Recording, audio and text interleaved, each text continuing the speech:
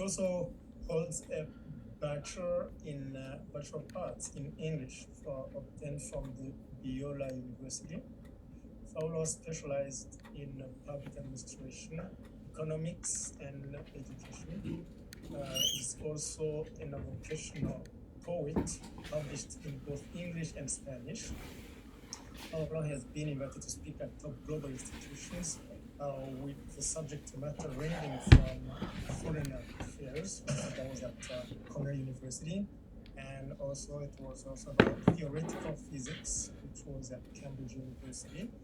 That was in order to generate artificial intelligence.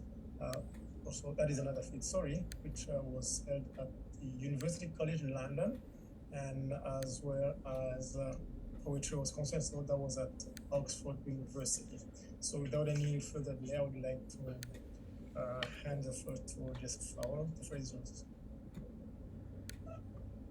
Hi, thank you, Emmanuel. Can you all hear me? Yeah? Okay. Yes. Yeah. Okay. Let me share my screen.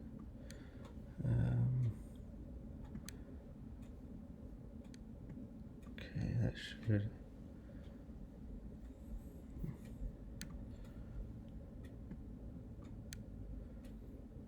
Do you all see the presentation? Yes. Yes, we do. Yeah? Okay, wonderful. Okay. So hello, and thank you for the invitation to speak. I appreciate it, and thank you for attending this presentation. My name is Jesse. This presentation looks to recover a sense of justice for detainees who experience traumas at the U.S. Black Site in Cuba, while simultaneously and more importantly, increasing the likelihood of safety for U.S. citizens. Paradoxically, the post-9/11 fight for justice has led to an unintended consequence of increased injustice both from and toward terrorists, such as the Black Site paradox, as I call it. Discussed are the reasons for why 1. Terrorists experience injustice in the false name of justice at black sites, and 2. Risk and uncertainty from terrorists have increased since 9/11 and the U.S. government's utilizing Naval Station Guantánamo Bay, Cuba, for its purpose. To improve and preserve justice with reduced negative impact in the immediate future, ultimately advocated for in this presentation is Guantanamo's permanent closure via policy made to meet the urgent need for the improved health and safety of both detainees at Guantánamo and, more importantly, and ultimately, civilians at risk of future terrorist attacks because of how detainees are treated at Guantánamo.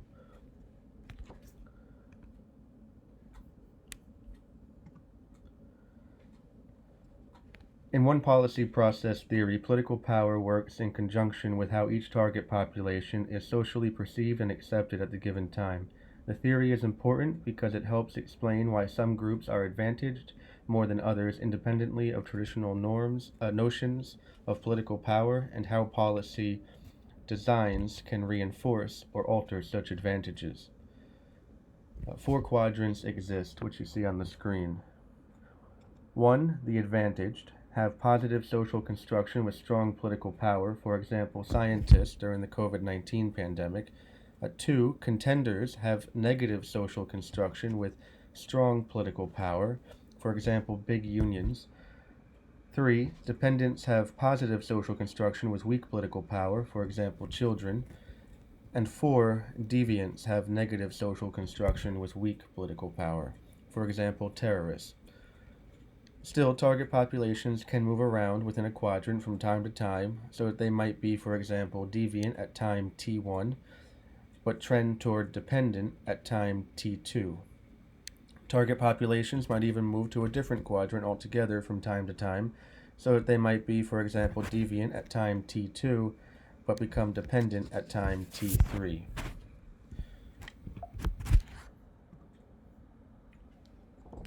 Pre-9/11, terrorists were deviant, but less so than after 9/11. Terrorists were essentially an afterthought that no one seemed to believe could feasibly attack the U.S., as the media's narrative proves.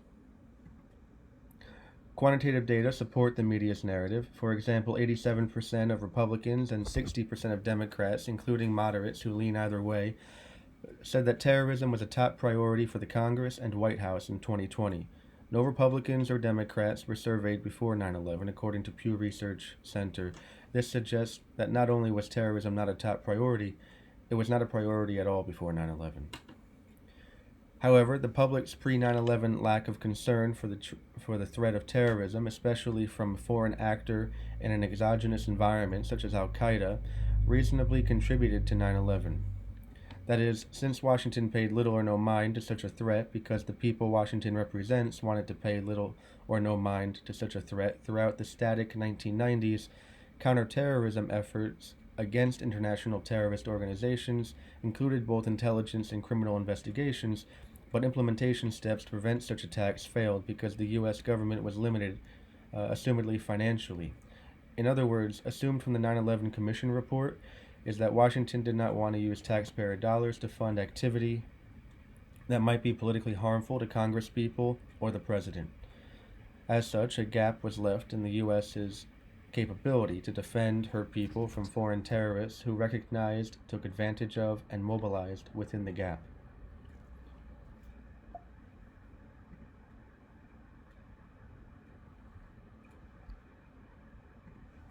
Certain subject matter experts argue that the inflation of terrorist activity over time is expected, regardless of punctuation like 9/11. However, other subject matter experts counter-argue that while inflation of terrorist activity might be expected with the increase of opportunity from technological change, growth, and advancement over time, 9/11 uniquely punctuated a new realization for terrorists. The U.S. and the West are not immune to violent non-state actors' threats like Al-Qaeda's. In fact, the 9/11 terrorist attacks punctuated a new equilibrium that caused terrorist attacks to roughly triple in amount and to be largely religiously fundamental in nature,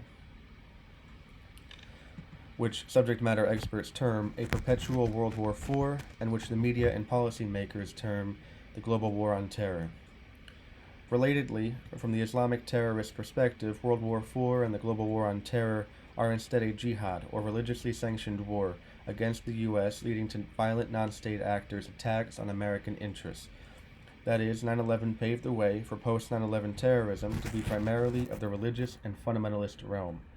Despite religious people's largely non-deviant status, those who practice religion are subject to each religious practice's ideologically motivated social construction. As such, despite Islam's and Muslims' historically non-deviant statuses, Islamic fundamentalism and fundamental Islamists like Al-Qaeda, ISIS, and ISIS-K are extremely deviant in the post-9/11 era, according to U.S. policy like the Trump administration's America First foreign policy. As such, on and in the immediate aftermath of 9/11, the 9/11 terrorists, and more broadly all fundamentalists, were less centrally deviant. That is, they were shifted farther to the right and down, receiving even more negative social construction and even weaker political power, as the public's narrative proves in the aggregate. For example, roughly 21% of Americans identify as Catholic, according to Pew Research Center in 2021. Additionally, 34%, 33%, 31%, 24%, and 20% of Americans in respectively New York, Connecticut, New Jersey, Pennsylvania, and Washington, D.C., all areas the 9/11 terrorist attacks significantly affected, identify as Catholic. This is important because, within reason, all or most American Catholics echo Pope Francis's saying that fundamentalists are deviants of a religious breed. Pope Francis's highly advantaged status influences the public to view fundamentalists like the 9/11 terrorists as even more deviant than pre-9/11. However, while fundamentalists, including all the 9/11 terrorists detained at Guantánamo, are identifiably deviant, and while they received even more negative social construction and even weaker political power in the immediate aftermath of 9/11, they have nevertheless shifted farther toward the dependent quadrant over time, but still deeply within the deviant quadrant. They are viewed as trending ever so slightly, very slightly, toward dependent, not because Americans forget 9/11, but because Americans negatively view how the terrorists have been treated at Guantánamo since 9/11. One such American is Mo Davis, former U.S. Air Force Chief Prosecutor for the terrorism trials at Guantánamo. According to Davis, more than 160 9/11 terrorists who have never been charged with any offense, much less convicted of a war crime, remain at Guantanamo with no end in sight. There is something fundamentally wrong with a system where not being charged with a war crime keeps you locked away indefinitely, unquote. Representative politicians' policies voice this change in U.S. public opinion. For example, the Biden administration's expected policy, which is yet to be introduced with congressional support, hopes to relocate the remaining detainees and close Guantanamo before President Joe Biden's first term ends. However, the Biden administration's anti-Guantanamo agenda is not new to Washington. Former President Barack Obama also desired to close Guantanamo because, one, he wanted to democratically represent U.S. public opinion, and two, the naval station violates the rule of law with illegality and unethical acts like waterboarding.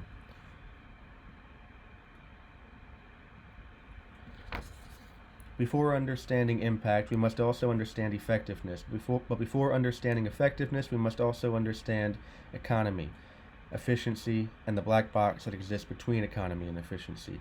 Economy is the desirability of the overall strategy, but also of the activities undertaken. Efficiency is the feasibility of the activities undertaken for the overall strategy, but the feasibility is subject to the black box. The black box acts as causal relationship between the economic input, desirability, and the efficient output, feasibility. The data inputted determine the level of feasibility, but the data analyzed are yet unknown because different data might be collected for different intelligence purposes at different times and in different spaces.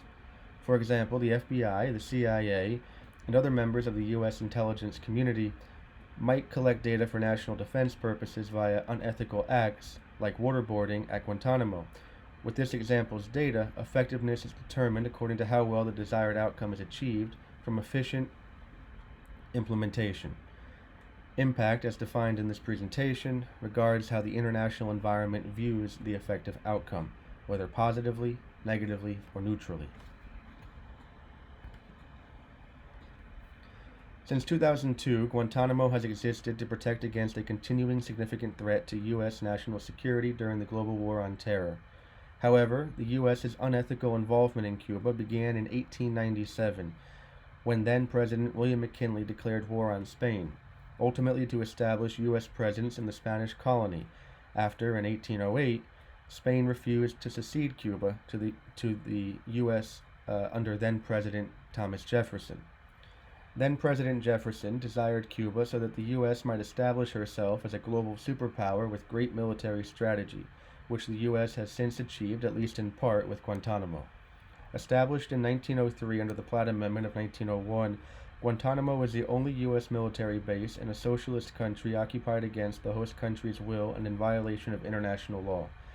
Exempling bipartisan support, former Presidents George W. Bush and Obama agree that Guantanamo harms U.S. foreign relations with key allies, depletes resources, and provides violent extremists with a propaganda tool in the Muslim world and online. As such, according to the U.S. Department of Defense, to close Guantanamo is the U.S.'s single most important action. The U.S. must close Guantanamo because the political cost outweighs the benefit of military strategy. For example, foreign policy experts determine Guantanamo to be 87% harmful but only 13% beneficial to the U.S. and her interests. What is more, if Guantanamo's primary purpose is to imprison enemy combatants from the global war on terror, and if for all intents and purposes the global war on terror as we know it has ended in 2021, according to President Biden with the U.S. military's withdrawal from Afghanistan, then reconcilable is the naval station's permanent closure because the U.S. Supreme Court rules that detention authority ends without an active combat zone. Quote, "It is a clearly established principle of the law of war that detention may last no longer than active hostilities," unquote. Regardless, Guantanamo must close for the political cost. As a secret prison used for torture, Guantanamo operates illegally and unethically. The Eighth Amendment explicitly prohibits, especially without the 9/11 terrorists, due processing, cruel and unusual punishments inflicted to coercively gather information from intelligent yet unreliable detainees at Guantanamo. Without carefully developed relationships and deft questioning, torture's ineffective coercive force impairs an otherwise intelligently reliable individual's memory, or his psychological ability to accurately recall critical details for appropriate information gathering. Thus, not only does the naval station operate illegally and unethically with torture, such as forced feedings, crude waterboarding, and other physical and sexual abuses, but the data collected are unreliable. The operation is undesirable, and the data collected for input disallow for efficient output and feasible implementation to effectively prevent future terrorist attacks impacts. The international environment observes and remembers the illegal and unethical torture, undesirability, and inefficiency that prevent both effective outcome and positive impact. For example, the Dutch government desires to assist the U.S. in the global war on terror, but the Dutch national mood opposes the U.S.'s recent history rife with torture, leading Dutch political leaders to fear they would face domestic backlash if their army helped apprehend terrorists who then ended up at Guantánamo. Other allies who feel similarly include Canada, Finland, France, Germany, Great Britain, Ireland, Italy, Lebanon, Lithuania, Macedonia, Panama, Poland, and Spain. As such, Guantánamo affords the U.S. a political cost with negative impact on U.S. foreign relations.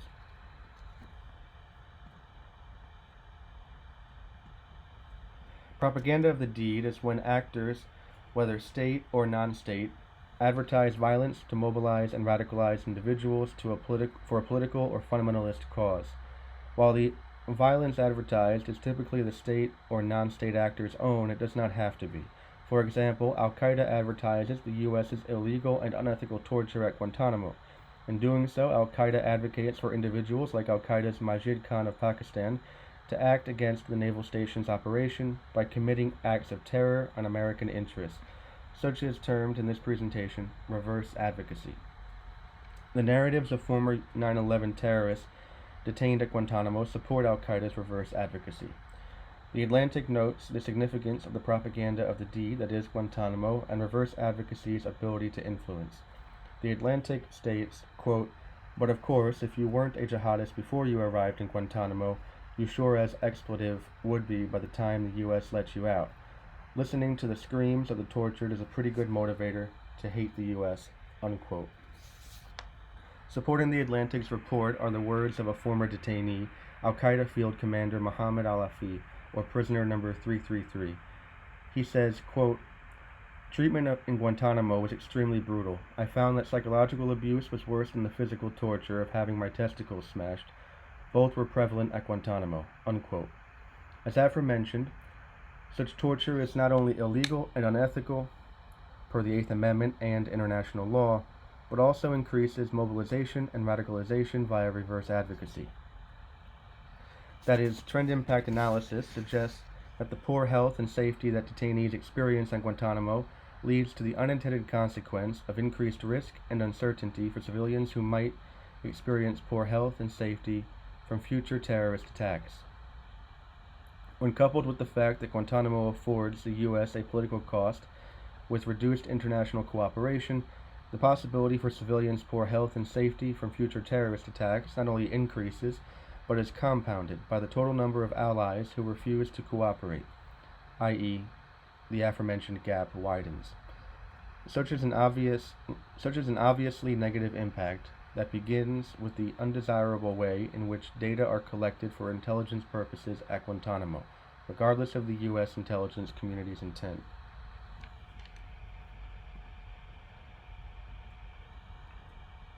Acknowledging the information previously discussed, the following recommendations offer paths toward Guantánamo's permanent closure via policy made to meet the urgent need for the improved health and safety of both terrorists at Guantánamo and, more importantly, civilians at risk of future terrorist attacks because of the detainees' treatment at Guantánamo.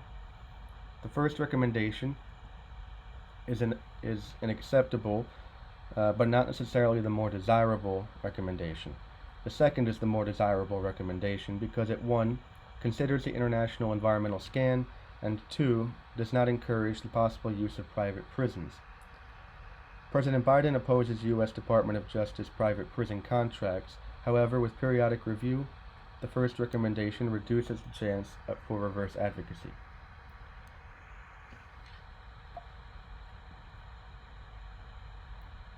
Recommendation number 1 is that Guantanamo's detainees should be transferred to either a supermax security or military prison in the U.S. Recommended is Colorado's ADX Florence Supermax Security Prison because 1, the U.S. intelligence community recommends it, and 2, it already houses about 30 convicted Islamic terrorists. If no rooms exist for the detainees at either a supermax security prison in the U.S. or military prison in the U.S., then the U.S. can establish a public-private partnership, thereby making room for the detainees. However, to remedy harm caused by inhumane treatment, like waterboarding, the U.S. should also periodically review the detainees' well-being. For example, utilize Robert Bain's performance stat potential to equitably manage how each detainee is treated, and if they indicate any intent to terrorize the U.S. in the future because of how they are perpetually treated. Identifying intent to terrorize via data analysis over time might guarantee effectiveness for reduced risk of civilians' poor health and safety from the future terrorist attacks because of reverse advocacy. That is, the goal is not to merely shift the issue from Guantánamo to, say, Colorado's ADX Florence Supermax Security Prison. The goal is to resolve the issue.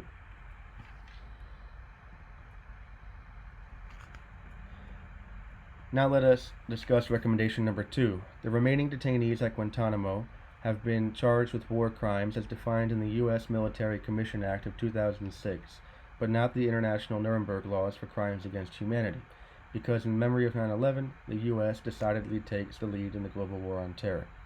However, while recognizing the urgent need for improved U.S. foreign relations with all aforementioned allies who refuse to cooperate with the U.S. in the global war on terror because of Guantánamo's illegality and unethicality at the current time, the U.S. should lead by proper example set forth by former Governor John Winthrop of the Massachusetts Bay Colony. In 1630, Winthrop warned that the U.S. ought to model ethically the rule of law because the U.S. is, quote, a city upon a hill, the eyes of all people are upon us, unquote. That is, the U.S. should release undue detainees, for they are held in disputed international territory that, while the U.S. claims it under the Platt Amendment of 1901, is not worth the political cost at the international level. What is more, since the detainees did not actively participate in 9/11 on U.S. soil, let them instead stand before an international, not U.S., court of law, duly charged with crimes against humanity. To improve and preserve justice with reduced negative impact in the immediate future, ultimately advocated for in this presentation is Guantánamo's permanent closure via policy made to meet the urgent need for the improved health and safety of both terrorists at Guantánamo and, more importantly, civilians at risk of future terrorist attacks because of detainees' treatment at Guantánamo. 2 paths are provided for how the U.S. might do so. 1, relocate Guantánamo's detainees, or 2, permit the International Criminal Court to judge the detainees with crimes against humanity. The first path reduces the chance for reverse advocacy. The second path considers the international environmental scan and does not encourage the possible and controversial use of private prisons. Still, both can prevent a gap in the U.S.'s capability to defend her people, suggesting fewer terrorist attacks in the future. With fewer terrorist attacks comes less need to detain terrorists. With less need to detain terrorists come less propaganda of the deed and reverse advocacy. With less propaganda of the deed and reverse advocacy comes less need to fear civilians' poor health and safety from future terrorist attacks. With less need to fear comes an end to the black site paradox. Thank you for attending my presentation. Feel free to email any thoughts, questions, or epiphanies you might have, and feel free to scan the QR code as well to connect with me on LinkedIn. Thank you, and these are my references.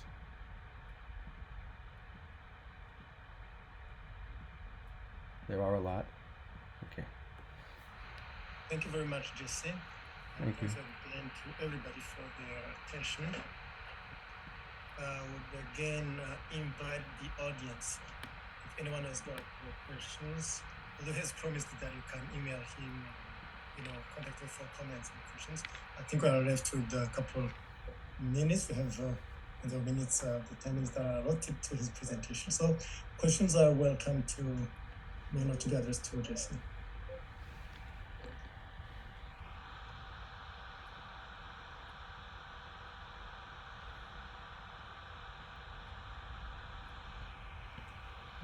Thank you, Joseph, very much. It is really interesting to get to know all those things. And my question is very simple, maybe naive, of course, and maybe the answer is obvious. What's Donald Trump's point on those things?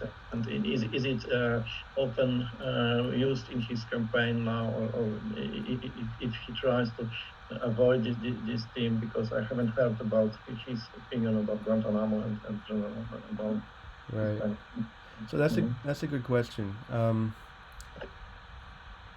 Okay, I'm going to try to reason my way to an answer. I'm not sure of the exact answer, but bear with me here. So it's bipartisan. There's bipartisan support. Republicans and Democrats both think Guantanamo is not ideal. Presidents like George W. Bush, Republican, and Barack Obama, Democrat. Joe Biden, also Democrat, support the closure of Guantanamo. As do other politicians in the Congress on both sides of the aisle. George W. Bush is a different type of Republican. He's what's called neo-Reaganite, so he comes like sort of one generation removed from Reagan. Trump is his own type of Republican. He's a Trumpian, that's what they call them. And so his policies may differ from a neo-Reaganite or a Reaganite who may oppose Guantanamo as a Republican.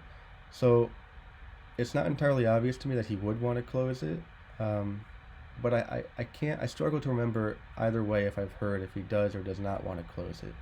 I know he has a very strong immigration perspective, and that certainly may relate to terrorism and how they should be treated, considering the 9/11 terrorists came from another country, but or other countries, plural. But as far as his actual opinion, I'm not sure, but I would reason that he would be perhaps not the most against keeping Guantanamo, but don't quote me on that. Mm-hmm. It's a good question. Yeah. Thank you very much. Yeah, thank you.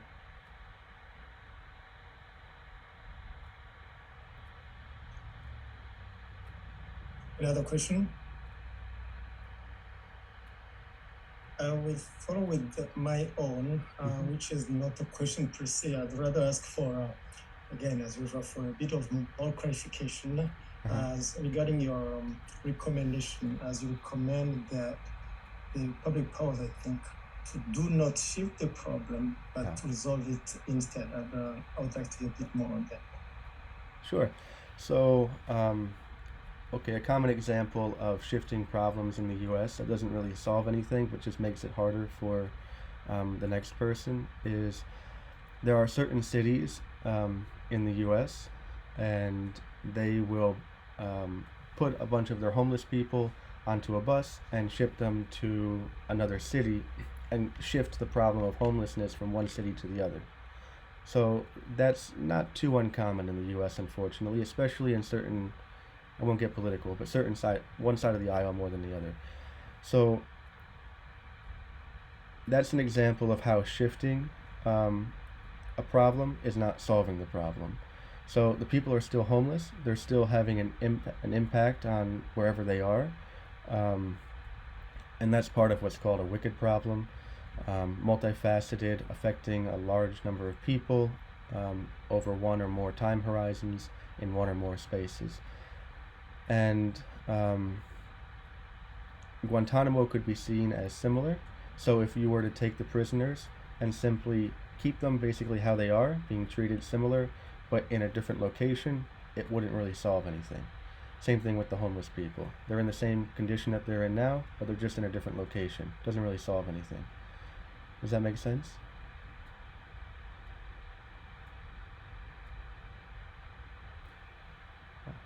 I think you might be muted.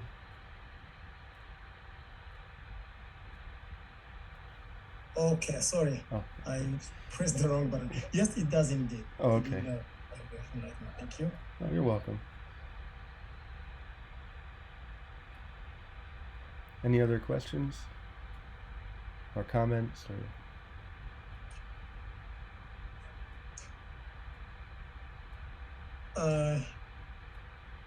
I hope I'm not monopolizing the floor. There is no one. I'd like to make this quick comment, and you please let me know if I'm right in my understanding. Yes. I believe we've followed a presentation, a clear case study on a well-known case or problem. Could be considered domestic from a U.S. Perspective, but it is for us an equally international one. And I am interested in realizing that your presentation has got a number of recommendations that are directed to public powers. And I was touched mainly by your recommendation to the U.S. authorities to, I believe, improve or shift or improve their foreign relations. And I'm also, I believe there is also central to your presentation, the central part, the key role played by laws, be they domestic and international, mainly international as far as I'm concerned. And finally, I would like to know if I got you correctly, as well, this is my reading anyway, and I suspect that what some discourse might refer to as the bad boys, if I go back to a few years before, may retrieve the recommendation. I mean, I would say it was an apostrophe made that more injustice brews or is brewing radicalism. It is a fact indeed. I'd like to hear you about this, rather icy, thin ice, I believe you are, skating on. That is how I read it anyway. That is my focus. Yeah. So, two things come to mind when I was listening to you just now. One, you're right, there is an international component to my call for a close of Guantánamo. It will strengthen foreign relations with the U.S. and other countries, such as Poland. But there's also a more domestic issue, or a more domestic reason, where it will then, so terrorists are using how they're treated at Guantánamo to justify future terrorist attacks against Americans and American interests, including on American soil. And, that puts at risk, perhaps unduly, the lives of American citizens and the citizens of our allies as well, which may be one reason why other countries do not necessarily support what we do in Guantánamo as a country. It is a bit odd to suggest that detainees who are related to what happened on 9/11 should be treated better. But that goes back to even before we were founded as a country, that we are to remain as an example for the rest of the world to follow. It's not to say the rest of the world has to follow us, but that's just, we want to be able to have people look at us and say, that's a good country, not a bad country, basically. And that goes back to 1630, like I said, way before we were our own country, independent of Great Britain. And so I would say there's a domestic reason and the international reason, and that's how I would say they're related. Does that add any benefit to your commentary? It does, especially your connection. You're connecting it to the real risk of being exploited in the wrong way, but yet the causes are there. Thank you very much for that. Oh yes, thank you. Great question and comment. Yeah.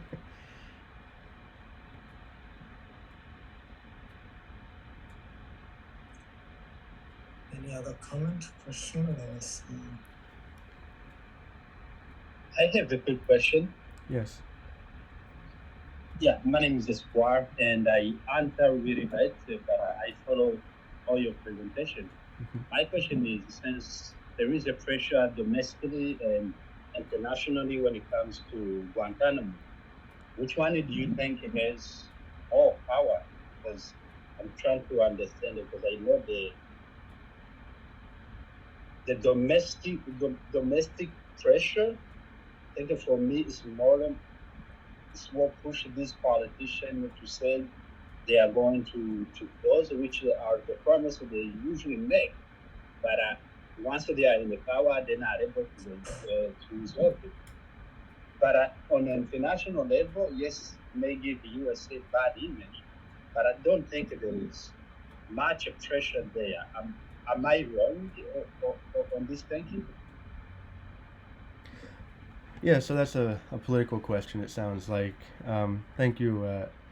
Sorry if I mispronounced your name. Espor, is that correct? Yes, sir. Yes. Thank you for your question.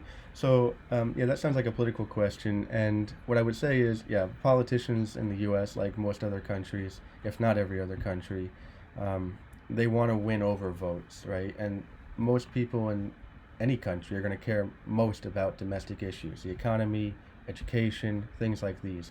And there may be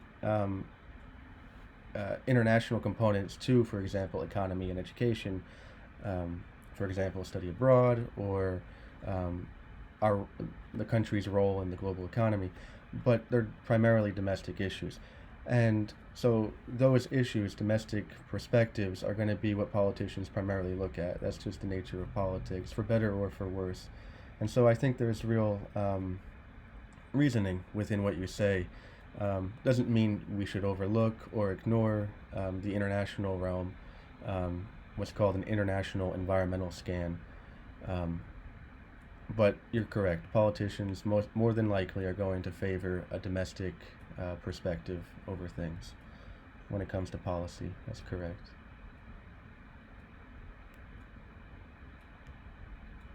Thanks to the two of you. Thank you for speaking. Now, let me say, I believe I've used up your question and answer time, I believe. And Okay. again, I would like to thank you for your presentation as well as for your clear answers. Oh, thank you. Thank you very much.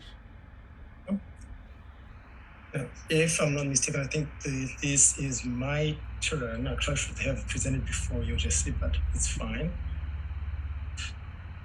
Wojciech, sorry if I mispronounce your name.